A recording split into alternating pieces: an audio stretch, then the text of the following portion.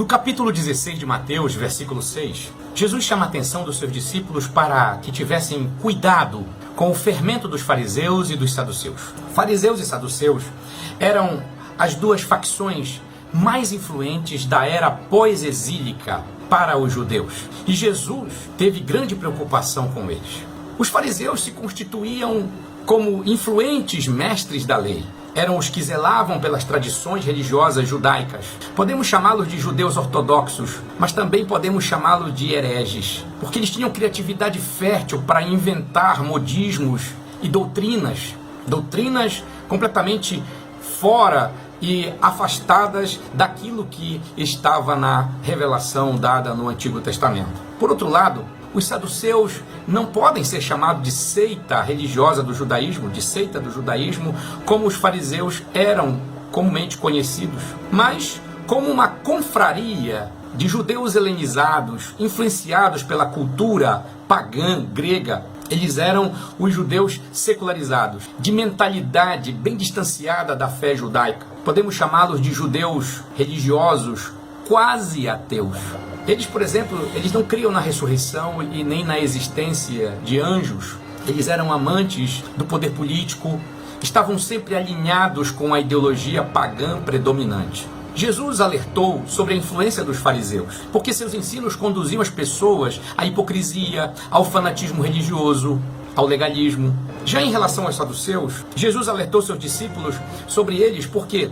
Porque seu comportamento contaminado pela ideologia helenística, pagã, mundana, profana, poderia influenciá-los a que se tornassem secularizados, amantes dos prazeres deste mundo e sem perspectivas celestiais. Hoje, esses dois fermentos estão contemporizados e encarnados no seio do cristianismo. Continuam ameaçando a integridade da fé e da moral cristã. As heresias borbulham no interior das denominações cristãs. Cada vez mais se multiplicam as novas revelações e os novos modismos espiritualistas. Mas o que eu quero destacar aqui nesta fala é a ameaça ideológica que a igreja vem sofrendo com a revolução cultural marxista que está em marcha no Ocidente desde o início da terceira década do século XX. A mente de muitos teólogos e líderes eclesiásticos, pastores e gente influente do meio eclesiástico foi lobotomizada, foi esquerdizada pelo marxismo cultural, que tem como seu principal objetivo a destruição da cultura judaico-cristã ocidental. E isso implica diretamente na destruição do cristianismo e de tudo que lhe diz respeito. Não através de armas físicas, mas através da subversão da moral, da ética e da fé cristãs. Desde o início dos anos 30 do século XX,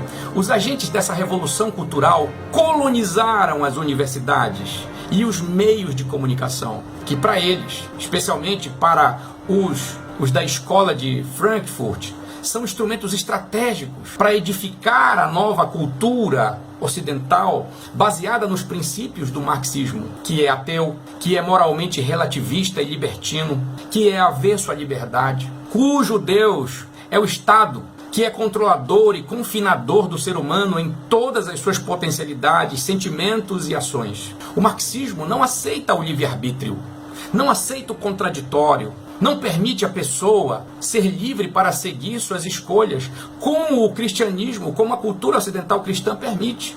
Muito embora mostrando o pecado do ser humano, o seu erro, mas não obriga a ser um cristão praticante. O marxismo vê o ser humano como peça útil de uma engenharia social, onde todos seguem sem questionar a cartilha comportamental do Karl Marx e dos seus fiéis apóstolos. O marxismo é a ideologia mais perigosa e nefasta para a fé cristã no nosso tempo. Por quê? Porque transforma Jesus num libertário assistencialista, um revolucionário radical, porque conforma seus simpatizantes em religiosos secularizados, amantes e defensores dos prazeres do mundo, das aberrações morais e dos novos conceitos sobre espiritualidade, sobre sexualidade, sobre amor, sobre família, sobre educação. Por quê? Porque produz uma visão de mundo sem expectativa fervorosa naquilo que transcende a existência humana caída, porque vive o aqui e agora, já que o sobrenatural, a vida eterna, a moral cristã são massivamente atacados e desqualificados pelos estímulos ateístas, pregados nas universidades, nas escolas pelos professores, pregados pelos formadores de opinião na mídia, pregados pelos intelectuais orgânicos, que são principalmente os escritores, pelos artistas, pelas celebridades, pelos intelectuais orgânicos, pelos artistas,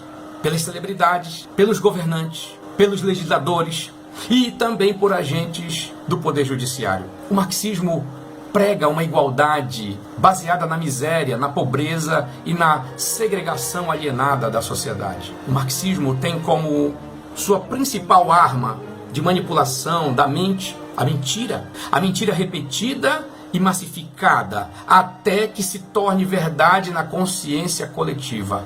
Pode ser o maior absurdo.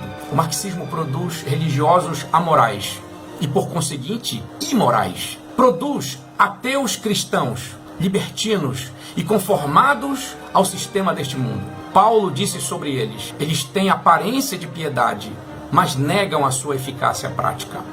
Paulo também advertiu: não vos conformeis a este mundo, mas transformai-vos pela renovação da vossa mente, para que experimenteis qual seja a boa, agradável e perfeita vontade de Deus.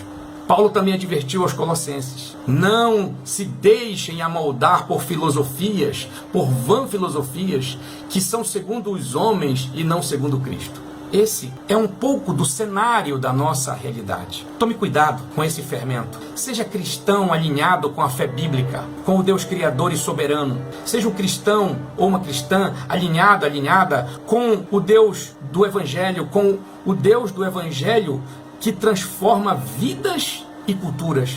Seja alinhado ou alinhada com os valores morais objetivos e absolutos da palavra de Deus. Alinhe-se com os ensinamentos do Senhor e Salvador Jesus Cristo. E que Deus nos livre do mal. E que o Senhor não permita, com a nossa aquiescência, não permita que sejamos contaminados, esquerdizados, lobotomizados e enveredemos por esse caminho que leva a um abismo terrível e que leva à perdição, sim. Deus abençoe a sua vida, em nome de Jesus.